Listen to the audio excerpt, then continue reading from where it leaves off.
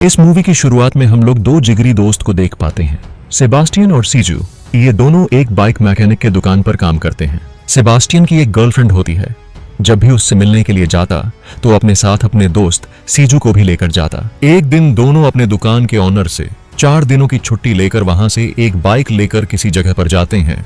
इधर police commissioner सारे police officer को बुलाकर इन्हें काफी अच्छे से समझाता है कि शहर में क्राइम काफी ज्यादा हो रहे हैं, हर जगह लड़ाई झगड़े चोरी चकारी हो रहे हैं। इन सारे क्राइम के पीछे गिरी गैंग का हाथ है, वही यह सब करवा रहा है। उस गिरी को पॉलिटिकल सपोर्ट के साथ साथ हमारे डिपार्टमेंट में कुछ ऐसे लोग हैं जो पैसों के लिए उन जैसे लोगों के लिए काम करते हैं, इसलिए हम ऑफिशियली गिरी का तो कुछ भी बिगाड़ नहीं सकते।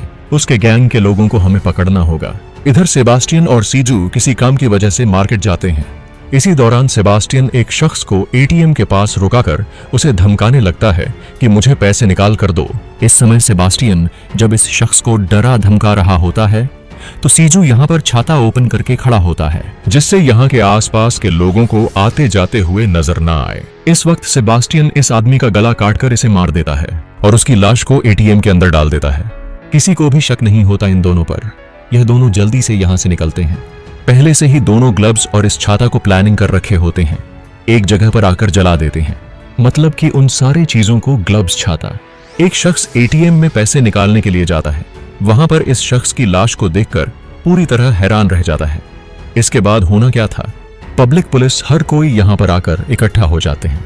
सेबास्टियन और सीजू भी यहाँ पर अनजान की तरह आकर खड़े हो जाते हैं। तभी यहाँ पर सेबास्टियन की गर्लफ्रेंड आकर इसे पूछती है कि यहाँ पर इतनी भीड़ क्यों जमा हुई है। सेबास्टियन कहता है कि अरे किसी ने दिन दहाड़े एक आदमी को जान से मार दिया, चलो हम यहाँ से दूर कहीं जाकर बात करते हैं। अब थोड़ी देर के बाद कमिश्नर अपनी टीम के साथ क्राइम स्पॉट पर आता है। कमिश्नर अपनी टीम को कहता है कि किसी ने दिन दहाड़े एक आदमी को मार दिया, पब्लिक हम पर खाक भरोसा करेंगी और उसी तरह पब्लिक एटीएम में पैसे निकालने से भी डरेगी। हमें जल्दी से इस मर्डर केस को सॉल्व करना होगा।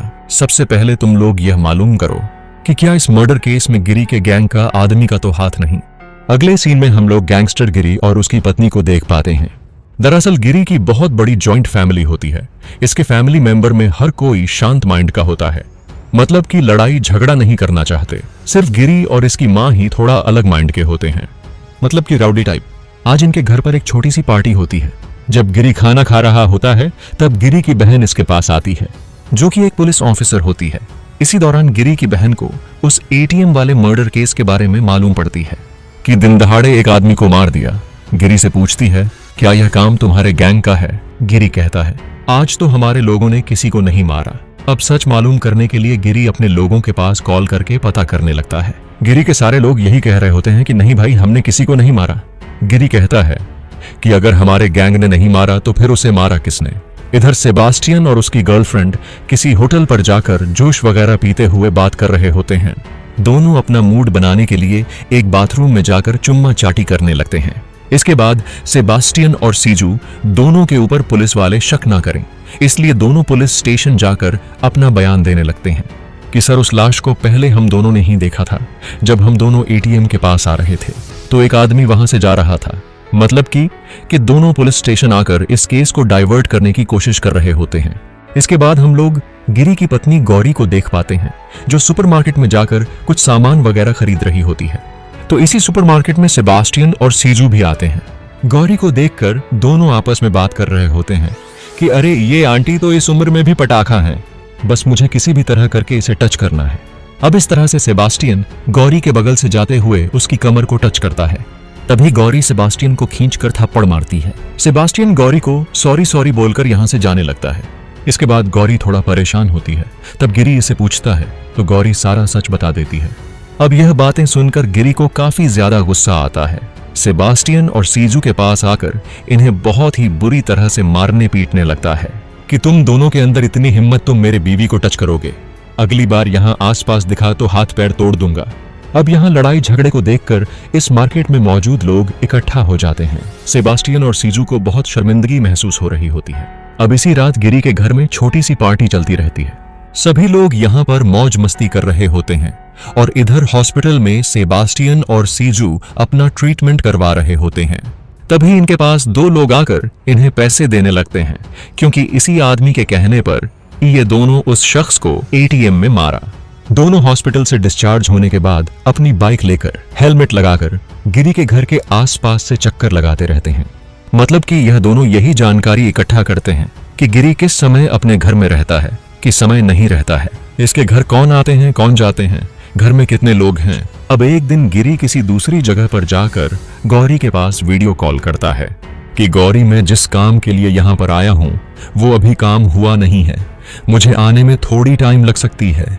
गौरी कहती है कि आप अपना काम खत्म करके ही आइए, क्योंकि घर पर है ना इतने सारे लोग काम को देखने के लिए। इस वक्त सेबास्टियन और सीजू गिरी के बाउंड्री को पार कर घर के अंदर एंटर करता है।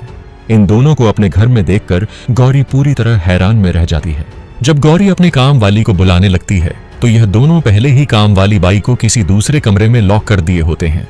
गौरी जल्दी से अपने कमरे में जाकर दरवाजा बंद करने लगती है, लेकिन यह दोनों दरवाजे पर जोर देकर कमरे में आ जाते हैं और गौरी की हाथ को बेड से बांध देते हैं।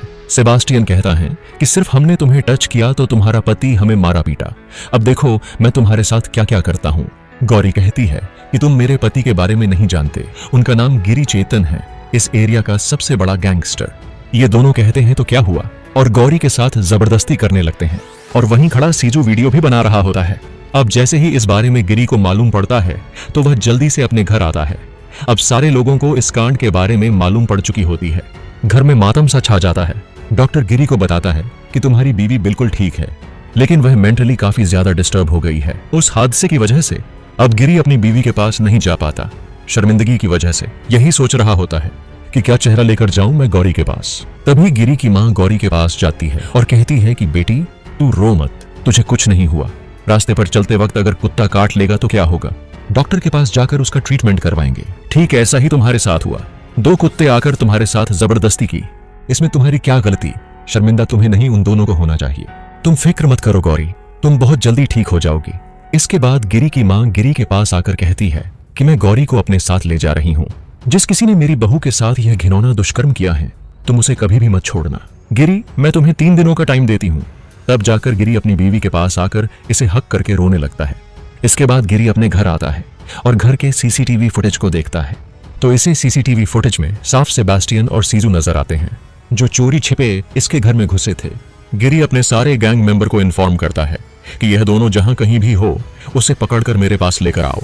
उसी वक्त गिरी की बहन गिरी के पास आकर कहती है कि इस हादसे के बारे में कमिश्नर को भी मालूम पड़ गई है भाई, हम लीगल तरीके से इस केस को हैंडल करेंगे। लेकिन गिरी कहता है कि तुम इस केस से दूर ही रहो, मैं इसे खुद हैंडल करूंगा। गिरी की गैंग हर जगह सेबास्टियन और सीजू को ढूंढते ही रहते हैं।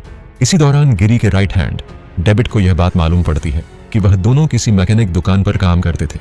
अब डेविड को उस एड्रेस के बारे में मालूम पड़ता है तो डेविड उस मैकेनिक गैरेज के मालिक को अपने पास बुलाता है। वो शख्स कहता है कि हाँ सर, वो दोनों मेरे ही दुकान पर काम करते थे, उन दोनों ने हाल ही में 4 दिनों की छुट्टी लेकर पता नहीं कहां गए हैं। सेबास्टियन का फादर कहां रहता है मुझे उनके एड्रेस के बारे में मालूम है। अब एड्रेस मिलने पर डेविड अपने लोगों को वहां भेजता है और सेबास्टियन के फादर को उठवा लेता है। इधर सेबास्टियन अपनी गर्लफ्रेंड के साथ किसी जगह पर मुलाकात कर रहा होता है। उसी वक्त एक शख्स सेबास्टियन के पास कॉल करके कहता है कि कुछ लोग तुम्हें ढूंढ रहे हैं, तुम जहां कहीं भी हो वहां से भाग निकलो। अब इसी घर के बाहर सीजू खड़ा होता है। सेबास्टियन इसे कहता है कि सीजू, हमें जल्दी से यहाँ से निकलना होगा। जब दोनों यहाँ से चले जाते हैं तभी डेविड के आदमी यहाँ पर आते हैं। यहाँ पर तो सिर्फ सेबास्टियन की गर्लफ्रेंड होती है। इसे सेबास्टियन के बारे में पूछते हैं तो इसे तो उसके बारे में कुछ मालूम नहीं होती है। इसको भी उठा लेते हैं। अब रात के वक्त सेबास्टियन अपने फादर के पास कॉल करता है तो उसका फादर गिरी के कब्जे में होता है। डेविड सेबास्टियन के फादर को बहुत ही बुरी तरह से मारते पीटते रहता है। सेबास्टियन का फादर उसे कहते हैं कि सेबास्टियन, पता नहीं तुमने क्या कर दिया, ये लोग मुझे यहाँ लाकर मार पीट रहे हैं, तुम जहां कहीं भी हो यहाँ आकर मुझे बचाओ। अब यह बातें सुनकर सेबास्टियन को बहुत ही ज्यादा गुस्सा आता है। वह अपना फोन तोड़ देता है और सीजू को कहता है कि इतना कुछ करने पर उन लोगों को अभी भी समझ नहीं आई, लगता है कि हमें फिर से उन्हें सबक सिखाना पड़ेगा। इसके बाद दोनों पक्का प्लानिंग करके डेविड के घर में जाते हैं जहां पर डेविड सो रहा होता है तो डेविड का हाथ पैर बांध देता है। इस समय डेविड के घर में कोई नहीं होता। डेविड कहता है कि तुम दोनों बहुत गलत कर रहे हो, तुम दोनों को मालूम नहीं कि मैं कौन हूं, हम तुम दोनों को नहीं छोड़ेंगे, अभी भी तुम्हारे पास मौका है। लेकिन ये दोनों डेविड की गन को लेकर इन्हें शूट कर देते हैं और इसकी गन को अपने साथ ले जाते हैं। थोड़ी देर के बाद जब इस बारे में गिरी और उसकी पत्नी को मालूम पड़ती है कि उन दोनों ने डेविड को मार दिया तो यह दोनों बहुत ही ज्यादा दुखी होते हैं। डेविड गिरी का राइट हैंड था, इसके भाई जैसा था। अब उन दोनों ने तो इसके राइट हैंड को ही मार दिया। गिरी जब अपने गाड़ी से कहीं जा रहा होता है, उसी वक्त यह दोनों गन लेकर गिरी के ऊपर फायरिंग करने लगते हैं। तो गिरी भी अपना गन लेकर इन दोनों के ऊपर फायरिंग कर इनका पीछा करने लगता है। अब कुछ देर पीछा करने के बाद यह दोनों गिरी की नजरों से गायब हो जाते हैं। किसी जगह पर आकर सेबास्टियन और सीजू यही डिसाइड करते हैं कि हमारे पास कुछ पैसे हैं ना, चलो हम दोनों इस शहर से कहीं दूर चलते हैं। जब दोनों जा रहे होते हैं तभी गिरी अपनी गाड़ी से आता है और उनकी बाइक के साथ इन्हें भी ठोक देता है, जिससे दोनों पानी में जाकर गिरते हैं। गिरी यही सोच रहा होता है कि दोनों शायद मर गए, उन्हें चेक भी नहीं करता, यहां से चला जाता है। देखते ही देखते कुछ दिन और गुजरते हैं। धीरे धीरे करके गिरी की फैमिली और गिरी इस गम को भूलने लगते हैं। गिरी डेविड की पत्नी और उसके बच्चे को अपने घर पर रख लेता है। इसी दौरान गिरी के जीजा को यह इंफॉर्मेशन मिलती है कि दो लड़के कहीं पर रेंट पर रहने के लिए आए। गिरी के जीजा जब वहां पर जाकर देखते हैं तो एक कपल हंसी खुशी से अपनी जिंदगी गुजार रहे होते हैं। इन दोनों से थोड़ा पूछताछ करता है, यह जानने की कोशिश करता है कि शायद यह दोनों वो दोनों तो नहीं है। जाते वक्त गिरी का जीजा इन्हें कुछ पैसे देता है कि कुछ इन्फॉर्मेशन मिलेगी तो हमें बता देना। गिरी का जीजा जब इनसे बात करके अपनी गाड़ी के पास आता है तो इसकी गाड़ी के ऊपर दो शख्स बैठे होते हैं, वहीं सेबास्टियन और सीजू होते हैं। गिरी का जीजा इन दोनों को देखकर काफी ज्यादा हैरान होता है, कहता है कि अभी तक तुम दोनों जिंदा हो, उस रात नहीं मरे। सेबास्टियन कहता है कि बिना तुम्हारी फैमिली को बर्बाद किए हम दोनों को कैसे मौत आ सकती है। इसके बाद सेबास्टियन एक चाकू लेकर गिरी के जीजा को बार बार मारकर यही मार देता है। इसके बाद सेबास्टियन इसके फोन से गिरी के पास कॉल करता है तो गिरी कहता है कि बोलिए जीजा जी। सेबास्टियन कहता है मैं तुम्हारा जीजा नहीं, तुम्हारा मौत बोल रहा हूँ। तुम्हारा जीजा मेरे सामने आखिरी सांसें गिन रहा है, बचा सकते हो तो बचा लो। अब गिरी जल्दी से अपनी गाड़ी लेकर वहां जाता है। काफी ढूंढने के बाद गिरी को वह जगह मिल जाता है। यहाँ पर सेबास्टियन उसके जीजा को गाड़ी के डिक्की में रखा होता है। गिरी का जीजा मरने के कगार पर होता है, जल्दी से इसे अस्पताल पहुंचाता है। थोड़ी देर के बाद डॉक्टर अच्छे से इलाज करने के बाद गिरी की फैमिली को बताते हैं कि वो अब खतरे से बाहर हैं। गिरी कहता है कि वो दोनों वापस लौट आए, मेरी फैमिली को टारगेट बना रहे हैं, मेरी फैमिली से मुझे दूर नहीं जाना चाहिए। पुलिस वाले गिरी के पास आकर कहते हैं कि इस केस को हमारे हवाले कर दो, अटेम्प्ट टू मर्डर का केस है, हम इस केस को अच्छे से डील कर लेंगे। गिरी कहता है कि मैं तुम लोगों के ऊपर भरोसा करके अपनी फैमिली को खतरे में नहीं डाल सकता। उन दोनों ने डेविड को मारा, अब मेरी जीजा को मारने की कोशिश की, मैं खुद ही उनसे डील कर लूंगा, प्लीज आप लोग यहां से चले जाइए। इधर हॉस्पिटल में गिरी की मां कोई चीज लाने के लिए लिफ्ट की मदद से नीचे जाती है। अब इसी लिफ्ट में वह दोनों बुर्का पहनकर मौजूद होते हैं। एक चाकू लेकर गिरी की मां के ऊपर हमला करते हैं, लेकिन गिरी की मां दोनों के साथ फाइट करने लगती हैं। लेकिन गिरी की मां को यह दोनों बेहोश करके शायद मार देते हैं। अस्पताल के बाहर आकर दोनों गिरी के पास कॉल करते हैं और कहते हैं कि बचा लो तुम अपनी मां को। अब गिरी जल्दी से अपनी मां को बचाता है। अब गिरी तो काफी ज्यादा गुस्से में होता है, इन दोनों को ढूंढने के लिए निकलता है।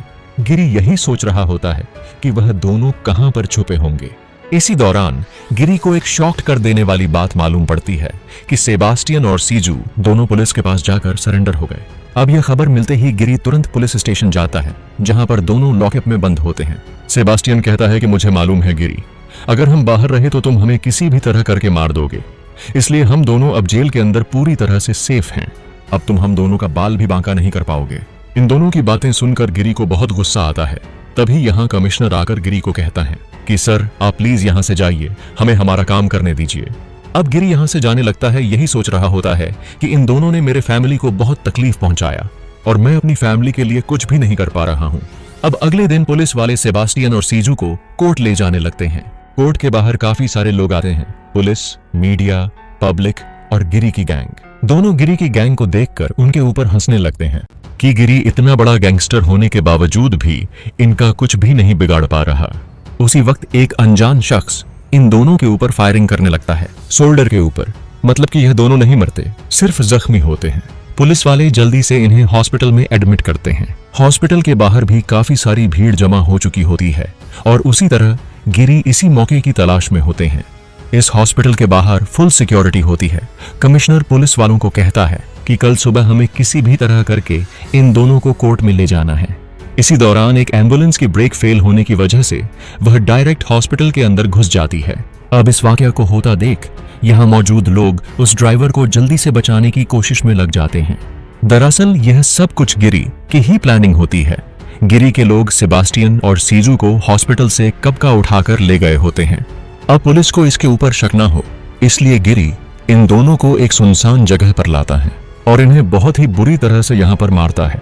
इतना मारपीट खाने के बावजूद भी सेबास्टियन मुस्कुराते हुए गिरी को कहता है कि हमें अच्छे से मालूम है कि तुम हमें मार दोगे, लेकिन इससे क्या होगा, हमने तुम्हारी बीवी के साथ बहुत अच्छे से मजा लिया, डेविड को मार डाला, तुम्हारी मां को जख्मी किया। गिरी इन दोनों के हाथ में रस्सी बांधकर लटका देता है। फिर भी यह दोनों हंस रहे होते हैं तो गिरी सीजू के शरीर में बम फिट करके इसके चिथड़े उड़ा देता है, सेबास्टियन की आंखों के सामने ही। अब यह देखकर सेबास्टियन जोर जोर से चिखने चिल्लाने लगता है, डरने लगता है। गिरी सेबास्टियन की आंखों में डर देखता है। उसके बाद सेबास्टियन का भी वही हाल होता है, इसका भी चिथड़े उड़ा देता है। इस तरह से गिरी अपने फैमिली को मारने वाले का बदला ले ही लेता है। और इसी के साथ यह मूवी यहीं पर समाप्त होती है।